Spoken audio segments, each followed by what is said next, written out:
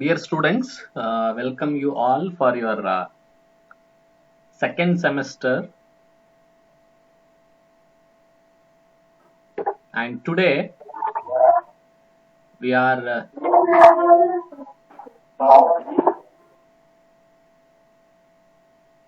going to discuss about the paper called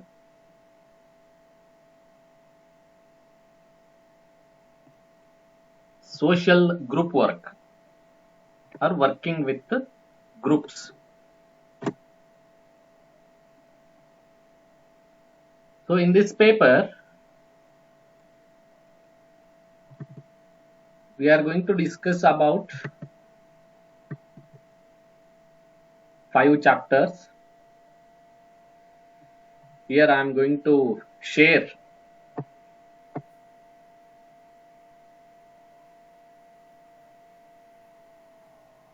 the syllabus with you people.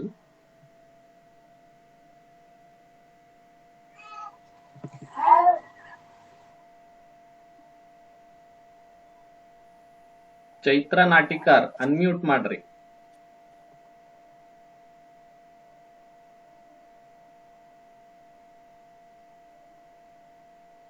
So can you see my shared word file? Yes, sir. Yes, sir. Okay. So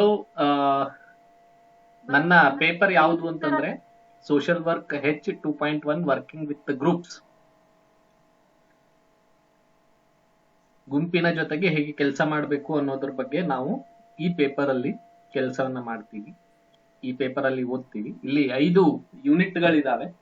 ಮೊದಲನೇ unit ಏನಿದೆ, introduction and history of group work, ಅಂದ್ರೆ ವೃಂದಗತ ಸಮಾಜ ಕಾರ್ಯ ಯಾವ ರೀತಿಯಾಗಿ ಬೆಳೆದು ಬಂದಿದೆ, ಮತ್ತೆ ಅದರ ಮುಖ್ಯ ಉದ್ದೇಶಗಳು ಏನು, ಅದರ ಸಿದ್ಧಾಂತಗಳೇನು, ಅದರ ವ್ಯಾಲ್ಯೂಸ್ಗಳೇನು ಅನ್ನೋದ್ರ ಬಗ್ಗೆ ನಾವು ತಿಳ್ಕೊಳ್ಳಿಕ್ಕೆ ಪ್ರಯತ್ನವನ್ನ ಮಾಡ್ತೀವಿ.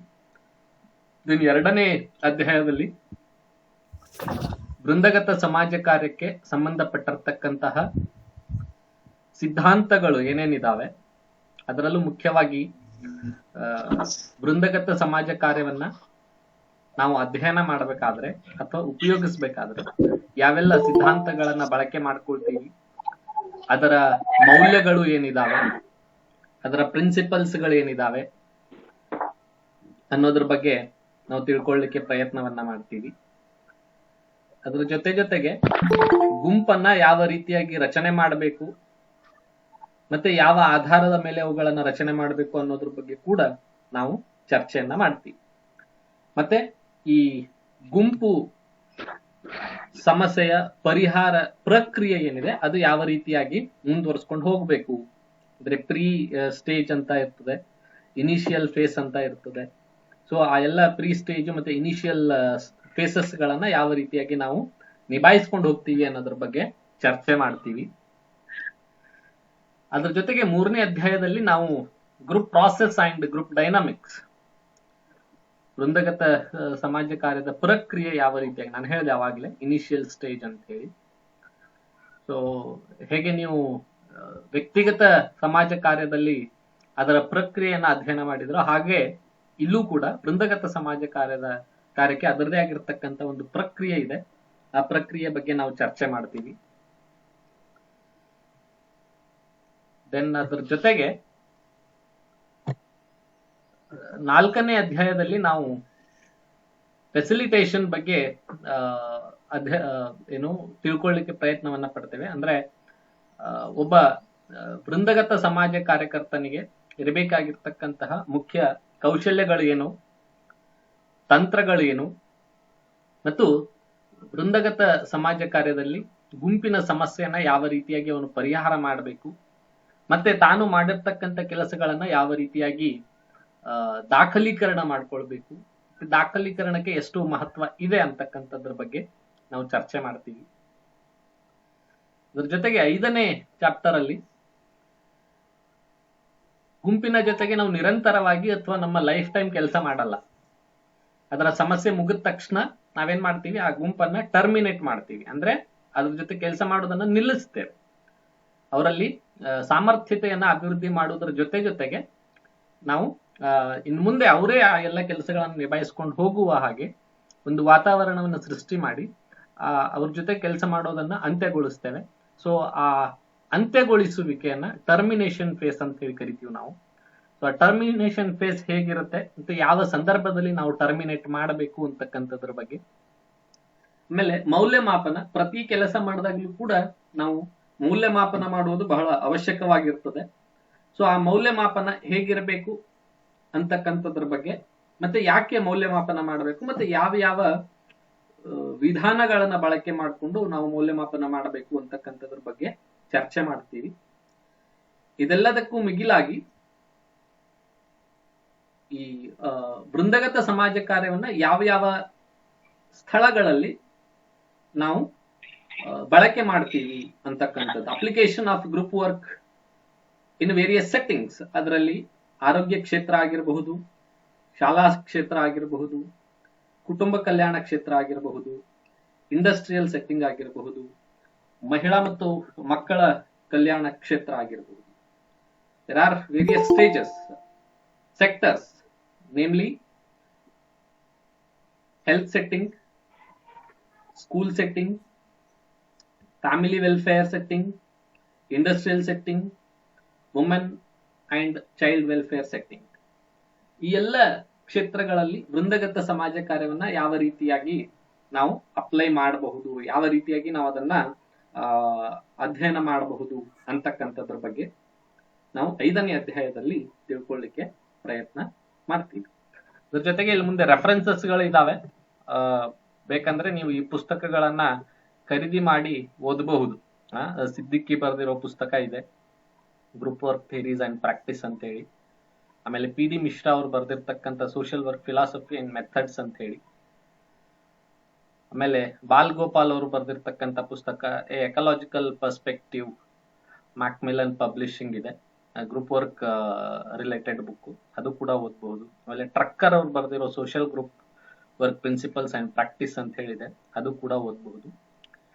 ಆಮೇಲೆ ಇಗ್ನೋ ಸ್ಟಡಿ ಮಟೀರಿಯಲ್ಸ್ ನಿಮ್ಗೆ ಗೂಗಲ್ ಅಲ್ಲಿ ಸಿಗ್ತದೆ, ಇಂಗ್ಲಿಷ್ ಅಲ್ಲಿ ಇರ್ತದೆ.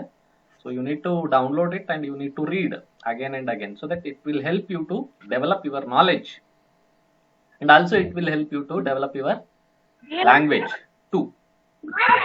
So ಇದೆಲ್ಲದರ ಜೊತೆಗೆ ನಿಮ್ಮ ಕ್ಲಾಸ್ ಅನ್ನ ಮ್ಯೂಟ್ ಮಾಡಬೇಕು. ನೀವು ಅಲ್ಲಿ ಅನ್ಮ್ಯೂಟ್ ಮಾಡಿ ಮಾತಾಡಿದ್ರೆ ನನಗಿಲ್ಲಿ ಡಿಸ್ಟರ್ಬ್ ಆಗುತ್ತೆ. ನಾನು ಏನ್ ಹೇಳ್ಬೇಕು ಅಂತಿದ್ದೀನಿ ಅದು ಆಗ್ಲಿಕ್ಕಿಲ್ಲ. I hope you understand that. So ಯಾಕೆ ವೃಂದಗತ ಸಮಾಜ ಕಾರ್ಯವನ್ನ ನಾವು ಓದ್ಬೇಕು ಅಂತಕ್ಕಂಥದ್ದು ಬಂದಾಗ, dear students, group work is a method of social work. ಈ ವೃಂದಗತ ಸಮಾಜ ಕಾರ್ಯ ಅಂತಕ್ಕಂಥದ್ದು ಸಮಾಜ ಕಾರ್ಯದ ಒಂದು ವಿಧಾನ ಆಗಿದೆ. ಹೇಗೆ ನಾವು ವ್ಯಕ್ತಿಗತ ಅಧ್ಯಯನವನ್ನ ಪ್ರಥಮ ಸೆಮಿಸ್ಟರ್ ಅಲ್ಲಿ ಓದಿದ್ವು, ಅದೇ ರೀತಿ ಈ ಸೆಮಿಸ್ಟರ್ ಅಲ್ಲಿ ಸಮಾಜ ಕಾರ್ಯದ ಇತರ ವಿಧಾನಗಳಾಗಿರ್ತಕ್ಕಂತಹ ವೃಂದಗತ ಸಮಾಜ ಕಾರ್ಯ ಆಗಿರಬಹುದು, ಸಮುದಾಯ ಸಂಘಟನೆ ಆಗಿರಬಹುದು, ಸಮಾಜ ಕಾರ್ಯ ಆಡಳಿತ ಆಗಿರಬಹುದು, ಇವುಗಳ ಬಗ್ಗೆ ಅಧ್ಯಯನವನ್ನ ಮಾಡಲಿಕ್ಕೆ ಪ್ರಯತ್ನವನ್ನ ಪಡ್ತೇವೆ. ಯಾಕೆ ಇದ್ರ ಬಗ್ಗೆ ಅಧ್ಯಯನ ಮಾಡಬೇಕು ಅಂತಕ್ಕಂಥದ್ದು ಬಂದಾಗ, see it increases your knowledge as well as it helps you to apply the theories, the methods which we are going to study in the paper. ನಾವು ಈ ಒಂದು ಪತ್ರಿಕೆಯಲ್ಲಿ ಓದುವುದರ ಜೊತೆಗೆ ಇಲ್ಲಿ ಇರ್ತಕ್ಕಂತಹ ತಂತ್ರ ಕೌಶಲ್ಯಗಳು, ಇಲ್ಲಿ ಇರ್ತಕ್ಕಂತಹ ತತ್ವಗಳು, ಸಿದ್ಧಾಂತಗಳು, ಇಲ್ಲಿ ಇರ್ತಕ್ಕಂತಹ ಏನು ಮೌಲ್ಯಗಳು, ಇವೆಲ್ಲವುಗಳನ್ನ, ಮತ್ತೆ ಇಲ್ಲಿ ಇರ್ತಕ್ಕಂಥ ಸಿದ್ಧಾಂತಗಳು, ಇವೆಲ್ಲವುಗಳನ್ನ ನಾನು ಕ್ಷೇತ್ರದಲ್ಲಿ ಕೆಲಸ ಮಾಡ್ತಾ ಇರ್ಬೇಕಾದ್ರೆ, because after completion of your MSW you people are going to work with the groups also. You people are going to work with the communities. ನೀವು ಗುಂಪುಗಳ ಜೊತೆ ಕೆಲಸ ಮಾಡ್ಬೇಕಾಗ್ತದೆ, ನೀವು ಸಮುದಾಯಗಳ ಜೊತೆಗೆ ಕೆಲಸ ಮಾಡ್ಬೇಕಾಗ್ತದೆ, ರೈಟ್? ಸೊ ಅಂತಹ ಸಂದರ್ಭದಲ್ಲಿ ಈ ಟೆಕ್ನಿಕ್ ಅನ್ನ ಯಾವ ರೀತಿಯಾಗಿ ಬಳಕೆ ಮಾಡಬಹುದು ಅಂತಕ್ಕಂಥದ್ದನ್ನ ತಿಳ್ಕೊಳ್ಳಿಕ್ಕೆ ಮತ್ತೆ ಅದಕ್ಕೆ ಸಂಬಂಧಪಟ್ಟಿರ್ತಕ್ಕಂತಹ ಜ್ಞಾನವನ್ನ ವೃದ್ಧಿ ಮಾಡ್ಕೊಳ್ಳಿಕ್ಕೆ ನೀವು ಇದನ್ನ ಅಧ್ಯಯನ ಮಾಡ್ತೀರಿ. So now we are going to discuss about the first chapter.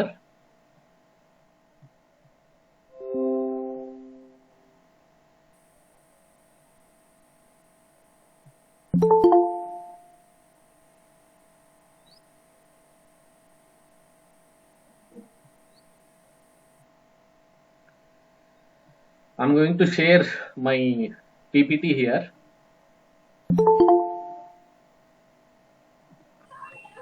So, Unit 1, Introduction and History of Group Work. ಅಧ್ಯಾಯ 1,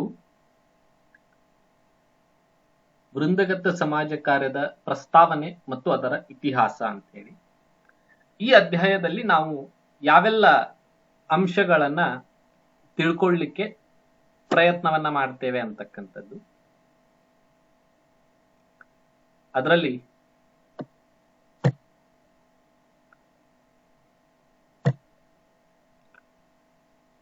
these are the contents which we are going to study: understanding groups, characteristics and significance of group, definition of group, social group work, characteristics of social group work, purpose of social group work, historical evaluation of group work with a special emphasis on the Indian context, type of groups, types and approaches based on objective and purpose, type of membership, time duration, social group work in different settings, and analysis of group process.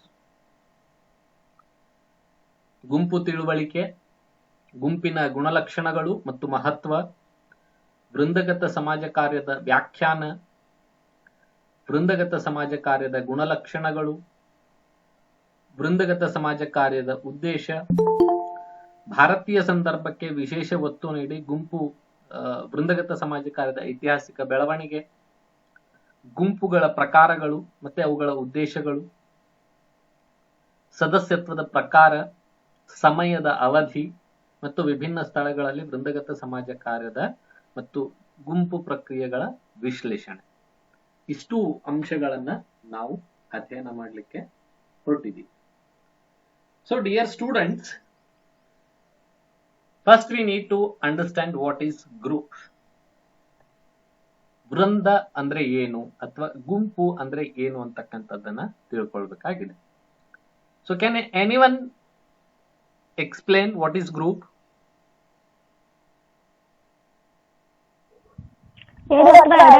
ಎರಡಕ್ಕಿಂತ ಹೆಚ್ಚಿನ ಜನರ ಒಂದು ಸಮೂಹಕ್ಕೆ ಗುಂಪು ಅಂತೀವಿ. Then ಮತ್ತೆ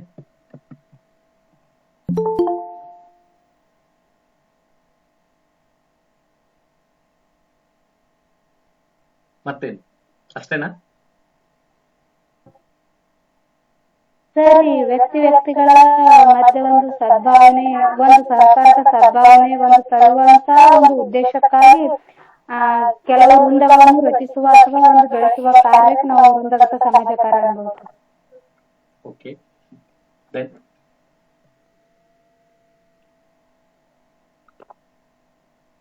ಮತ್ತೆ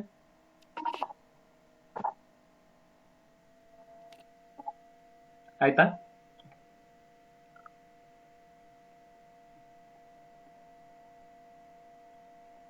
Okay, fine. So, what is group? ನೀವು ಹೇಳ್ದಂಗೆ ಗುಂಪು ಅಂತಂದ್ರೆ ಎರಡು ಅಥವಾ ಎರಡಕ್ಕಿಂತ ಹೆಚ್ಚಿನ ವ್ಯಕ್ತಿಗಳು ಇರುವ ಒಂದು ಸ್ಥಳ. ಸೊ ಸುಮ್ನೆ ಎರಡು ಅಥವಾ ಎರಡಕ್ಕಿಂತ ಹೆಚ್ಚಿನ ವ್ಯಕ್ತಿಗಳು ಸೇರಿದ್ರು ಅಂತಂದ್ರೆ ಗುಂಪು ಅಂತ ಕರಿಬಹುದಾ? ಈಗ ಬಸ್ ಸ್ಟ್ಯಾಂಡ್ ಅಲ್ಲಿ ಅಥವಾ ಮಾರ್ಕೆಟಿಗೆ ನೀವು ಹೋದ್ರಿ ಅಂತಂದ್ರೆ you can see a group of people, 10 ಜನ ಇರ್ಬೋದು, 20 ಜನ ಇರ್ಬೋದು. ಅವ್ರೆಲ್ರಿಗೂ ನಾವು ಗುಂಪು ಅಥವಾ ವೃಂದ ಅಂತ ಹೇಳಿ ಕರಿಬಹುದಾ?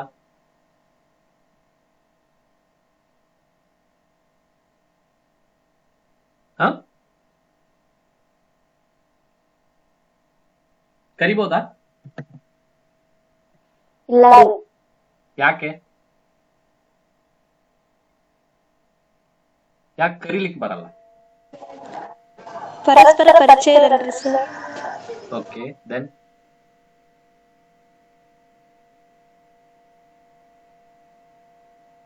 ಮತ್ತೆ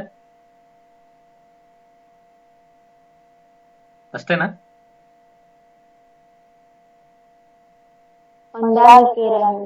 ಹೊಂದಾಣಿಕೆ ಇರಂಗಿಲ್ಲ. ಮತ್ತೆ ಅವಾಗ್ಲೇ ಇವ್ರು ಹೇಳಿದ್ರು. ಓಕೆ, ಪೂಜಾ ಅವ್ರು ಹೇಳಿದ್ರು ಅವಾಗ್ಲೇ ಒಂದ್ ಮಾತು, ಅವರು ಗುಂಪು ಅಂದ್ರೆ ಏನು ಅಂತ ಹೇಳಿದ.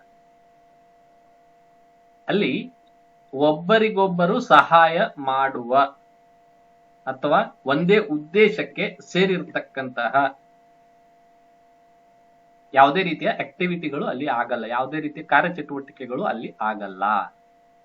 ಅಂದ್ರೆ ನೀವು ಮಾರ್ಕೆಟಿಗೆ ಹೋದ್ರಿ, ರೈಲ್ವೆ ಸ್ಟೇಷನ್ಗೆ ಹೋದ್ರಿ, ಬಸ್ ಸ್ಟ್ಯಾಂಡಿಗೆ ಹೋದ್ರಿ, ಒಟ್ಟಲ್ಲಿ ರಸ್ತೆಗೆ ಹೋದ್ರಿ ಅಂತಂದ್ರೆ ಒಂದು 10 ಜನ ನಿಂತಿರ್ತಾರೆ, 20 ಜನ ನಿಂತಿರ್ತಾರೆ, 100 ಜನ ನಿಂತಿರ್ತಾರೆ.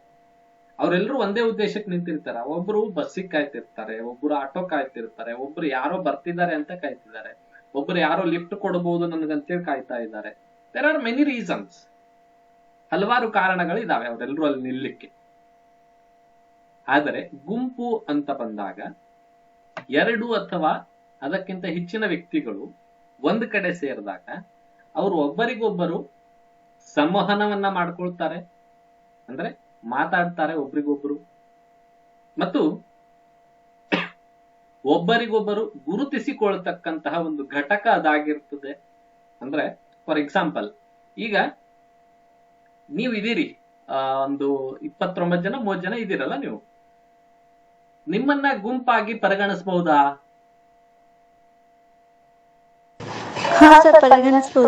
ಯಾಕೆ? ನಮ್ಮಲ್ಲಿ ಪರಸ್ಪರ ಸಂವಹನ ನಡೀತಿತ್ತು ಸರ್, ಆಮೇಲೆ ಒಬ್ರಿಗೊಬ್ರು ಪರಿಚಯ ಆಗ್ಯಾರ್ರಿ. ಸಮಾನ ಉದ್ದೇಶಕ್ಕಾಗಿ ನಾವು ಕೆಲಸ ಮಾಡ್ತೀವಿ. Exactly, you are here to earn something. ನೀವೆಲ್ಲರೂ ಇಲ್ಲಿ ಇದೀರಿ, ಯಾಕಿದ್ದೀರಿ ಅಂತಂದ್ರೆ ಯು ನೀಡ್ ಅ ಸರ್ಟಿಫಿಕೇಟ್. ಅಂದ್ರೆ ಒಂದೇ ಉದ್ದೇಶಕ್ಕೋಸ್ಕರ, ಸಮಾನ ಉದ್ದೇಶಕ್ಕೋಸ್ಕರ ನೀವೆಲ್ಲರೂ ಇಲ್ಲಿ ಸೇರಿರ್ತಕ್ಕಂಥದ್ದು. So there is a intensity behind your presence here. ನಿಮ್ಮ ಏನು ಇರುವಿಕೆಯ ಹಿಂದೆ ಒಂದು ಉದ್ದೇಶ ಇದೆ, ಅದಕ್ಕೋಸ್ಕರ ನಾವು ನಿಮ್ಮನ್ನ ಗುಂಪು ಅಂತ ಹೇಳಿ ಪರಿಗಣಿಸಬಹುದು. ಸೊ ಇಲ್ಲಿ ಗ್ರೂಪ್ ವರ್ಕರ್ ಯಾರು? ಹಾಗಿದ್ರೆ ನೀವು ಗುಂಪು ಅಂತಂದ್ರೆ ಗ್ರೂಪ್ ವರ್ಕರ್ ಯಾರು? Who is a group worker?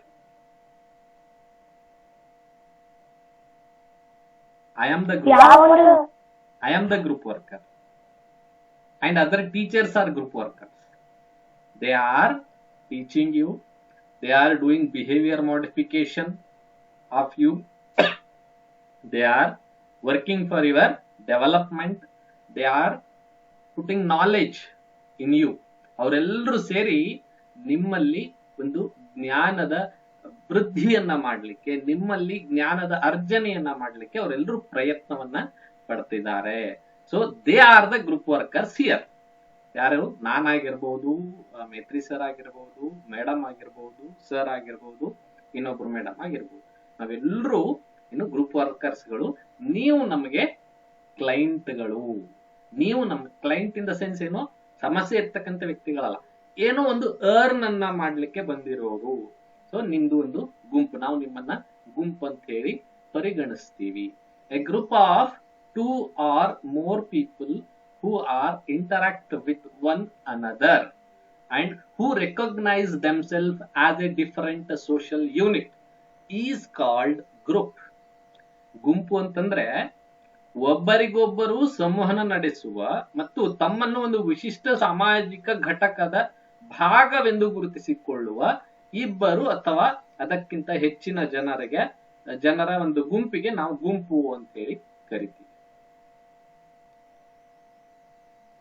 You people are from different social unit.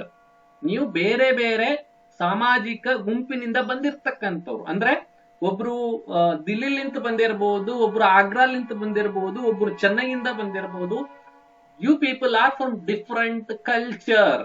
ನೀವು ಬೇರೆ ಬೇರೆ ಸಾಂಸ್ಕೃತಿಕ ಹಿನ್ನೆಲೆಯಿಂದ ಬಂದಿರತಕ್ಕಂತಹ ವ್ಯಕ್ತಿಗಳು. ನೀವು ನಿಮ್ಮ ಸಂಸ್ಕೃತಿಯನ್ನ ರಿಪ್ರೆಸೆಂಟ್ ಮಾಡ್ತಾ ಇರ್ತೀರಿ. Your identity is your social unit. ನಿಮ್ಮ ಸಾಮಾಜಿಕ ಗುಂಪು ನಿಮ್ಮ ಗುರುತಾಗಿರ್ತದೆ. ಸೊ ನಿಮ್ಮನ್ನ ಗುರುತಿಸಬೇಕು ಅಂತಂದ್ರೆ ಆ ಐಡೆಂಟಿಟಿಯಿಂದಾನೇ ನಿಮ್ಗೆ ಗುರುತಿಸ್ಲಿಕ್ಕೆ ಸಾಧ್ಯ ಆಗ್ತದೆ. ಸೊ ಇಲ್ಲಿ ನೀವು ಒಬ್ಬರಿಗೊಬ್ಬರು ಸಂವಹನವನ್ನ ನಡೆಸ್ತೀರಿ, ಮತ್ತೆ ಒಬ್ಬರಿಗೊಬ್ಬರು ರೆಸ್ಪೆಕ್ಟ್ ಅನ್ನ ಕೊಡ್ತೀರಿ, ಒಬ್ಬರಿಗೊಬ್ಬರು ಮಾತಾಡ್ತೀರಿ, ನಿಮ್ಮ ಭಾವನೆಗಳನ್ನ ಹಂಚ್ಕೊಳ್ತೀರಿ, ನಿಮ್ಮ ಏನು ಸಮಸ್ಯೆಗಳನ್ನ ಒಬ್ಬರಿಗೊಬ್ಬರು ಹಂಚ್ಕೊಂಡು ನೀವು ನಿಮ್ಮ ಸಮಸ್ಯೆಗಳಿಗೆ ಪರಿಹಾರವನ್ನ ಪಡ್ಕೊಳ್ತೀರಿ. ಅದಕ್ಕೆ ನಾವು ನಿಮ್ಮನ್ನ ಗುಂಪು ಅಂತ ಹೇಳಿ ಕರೀಲಿಕ್ಕೆ ಸಾಧ್ಯ ಆಗ್ತದೆ. Further, group place on important role in daily life. ಈ ಗುಂಪುಗಳು ಪ್ರತಿಯೊಬ್ಬ ವ್ಯಕ್ತಿಯ ದೈನಂದಿನ ಜೀವನದಲ್ಲಿ ಪ್ರಮುಖವಾದ ಪಾತ್ರವನ್ನ ವಹಿಸ್ತವೆ. ಯಾಕೆ? See, without group you may not be able to reach your destiny. ನೀವು ಸಮಾಜ ಜೀವಿ. ಸಮಾಜಕ್ಕೆ ಬಿಟ್ಟು ಯಾರಾದ್ರೂ ಬದುಕ್ಲಿಕ್ಕಿದ್ದೀರಾ? ಬದುಕ್ತೀನಿ ಅಂತ ಹೇಳೋರಿದ್ದೀರಾ? ಹಾಗೇನಾದ್ರೂ ಇದ್ರೆ ನೀವು ಒಂದು ದೇವರಾದ್ರೂ ಆಗಿರ್ಬೋದು, ಇಲ್ಲ ದೆವ್ವ ಆದ್ರೂ ಆಗಿರ್ಬೋದು. ಇವೆರಡಕ್ಕೆ ಬಿಟ್ರೆ ಬೇರೆ ಯಾವ ಗ್ರೂಪ್ ಕೆಟಗರಿಗಳು ಸಮಾಜಕ್ಕೆ ಬಿಟ್ಟು ಇರ್ಲಿಕ್ಕೆ ಸಾಧ್ಯ ಇಲ್ಲ. ಸೊ ಅದಕ್ಕೋಸ್ಕರ ನೀವ್ ಯಾರು ಕೂಡ ಸಮಾಜವನ್ನ ಬಿಟ್ಟು, ನಾ ಯಾರ್ದು ಹೆಲ್ಪ್ ಬೇಡ್ರಿ ಸರ್, ನಾ ಹುಟ್ಟಿದ್ದು ಇಂಡಿಪೆಂಡೆಂಟೇ, ಸಾಯೋದು ಇಂಡಿಪೆಂಡೆಂಟೇ ಅಂತ ಯಾರಾದ್ರೂ ಹೇಳ್ಬಹುದಾ? ಸಾಯೋದು ಇಂಡಿಪೆಂಡೆಂಟ್ ಇರಬಹುದು. ನಮ್ಮನ್ನ ಎಟ್ ದ ಎಂಡ್ ಕರ್ಕೊಂಡು ಹೋಗ್ಲಿಕ್ಕೆ 4 ಜನ ಅಂತೂ ಬೇಕೇ ಬೇಕು. Right? We need society, we need a group of people who supports us, who encourage us. ನಮ್ಮನ್ನ ನಾವು ಬದುಕಲಿಕ್ಕೆ, ನಮ್ಮ ಆಸೆಗಳನ್ನ ಪೂರೈಸಿಕೊಳ್ಳಲಿಕ್ಕೆ, ಏನು ನಮ್ಮ ಒಂದು ಕಾಂಪಿಟೆನ್ಸಿ ಲೆವೆಲ್ ಅನ್ನ ಇನ್ಕ್ರೀಸ್ ಮಾಡಲಿಕ್ಕೆ we need groups, and groups are going to play a vital role in our life. ಗುಂಪುಗಳು ನಮ್ಮ ಜೀವನದಲ್ಲಿ ಪ್ರಮುಖವಾದ ಪಾತ್ರವನ್ನ ನಿರ್ವಹಿಸ್ತವೆ ಅಂತಕ್ಕಂಥದ್ದನ್ನ ನಾವು ಈ ಮೂಲಕ ಅರ್ಥೈಸ್ಕೋಬಹುದು. These groups are needed for our very survival, as they fulfill one of the basic psychological needs of survival, belongingness, etc. So ಈ ಗುಂಪುಗಳು ಮುಖ್ಯವಾಗಿ ಏನ್ ಮಾಡ್ತವೆ ಅಂತಂದ್ರೆ, ನಮ್ಮ ಉಳಿವಿಗಾಗಿ, ನಮ್ಮ ಇರುವಿಕೆಗಾಗಿ ಅಗತ್ಯವಾಗಿರ್ತಕ್ಕಂತಹ ಪ್ರೀತಿ, ವಿಶ್ವಾಸ, ನಂಬಿಕೆ ಮತ್ತು ನಮ್ಮ ಮೂಲಭೂತ ಮಾನಸಿಕ ಅಗತ್ಯತೆಗಳೇನಿದಾವಲ್ಲ ಅವುಗಳನ್ನ ಪೂರೈಸಿಕೊಳ್ಳಿಕ್ಕೆ ಇದು ಸಹಾಯವನ್ನ ಮಾಡ್ತದೆ. ಅದಕ್ಕೋಸ್ಕರ ಗುಂಪುಗಳು ನಮಗೆ ಬೇಕು ಅಂತಕ್ಕಂಥ.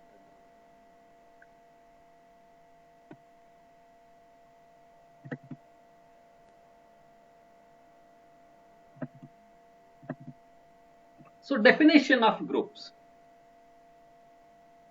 Many people have defined group in their own context, in their own experience.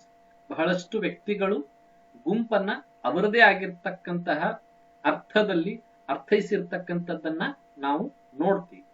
ಅದರಲ್ಲಿ ಮುಖ್ಯವಾಗಿ ಆಕ್ಸ್ಫರ್ಡ್ ಇಂಗ್ಲಿಷ್ ಡಿಕ್ಷನರಿ ಅವರು ಹೇಳ್ತಾರೆ, ಗುಂಪನ್ನ ನಾವು 3 ಮಾನದಂಡಗಳಲ್ಲಿ ಸೂಚಿಸಬಹುದು.